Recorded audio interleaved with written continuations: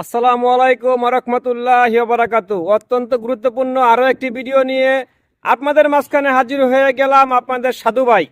তো অনেকে কিন্তু কচু শাক খান এবং কচু শাকের কি কি উপকারিতা এবং ভিটামিন এগুলি আপনারা কিন্তু জানেন যে কচু শাক খাইলে কি কি উপকার হয়। আচ্ছা, যাই হোক, উপকারিতার কথা আপনারা অনেকে জানেন, সেটার দিকে না গেলাম। কিন্তু কচু শাক খাওয়ার সময় আপনারা যে ভুলটা করেন, আপনারা যে জিনিসটা ফালিয়ে দেন, ঠিক আছে, আজকে ওইটা নিয়ে আলোচনা করব। অনেকে কি করেন, কচু শাকের পাতাটা ফালিয়ে দেন। এই যে আমার হাতে দেখতে পারতেছেন একটি কচুর পাতা, ঠিক আছে। কচুর পাতা গিলে কিন্তু আমরা অনেকেই কিন্তু নেই না। কি করি আমরা, বড় কচু গাছটা নিয়ে তারপরে এইখান থেকে যেই ডান্ডিটা আছে ওই আমরা সেই ডান্ডিটা নেই আর কি। নেওয়ার পরে আমরা কি করি, এই কচুর পাতাটা কিন্তু আমরা ফালিয়ে দিই, আমরা খাই না।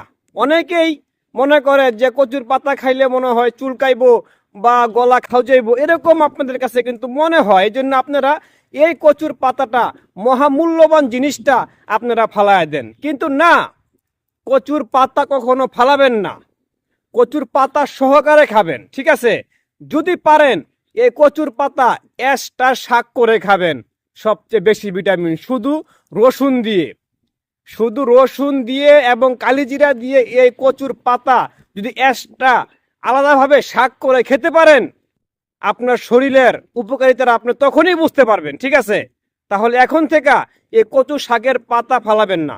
আপনারা যারা কচু শাকের এই পাতাটা ফালিয়ে দেন, ফালাইয়া তারপরে আপনারা যেই ডান্ডিটা নেন, ঠিক আছে, দয়া করে আজকের থেকে এই মহামূল্যবান জিনিসটা কিন্তু আপনারা ফালাবেন না।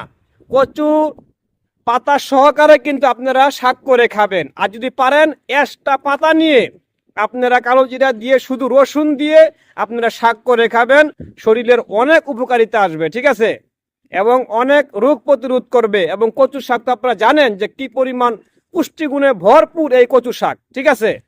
যদি সাধু ভাইয়ের পরামর্শ ভালো লাগে তাহলে অবশ্যই সাধু ভাইয়ের পাশে থাকবেন এবং কচু শাকের পাতা ফালাবেন না।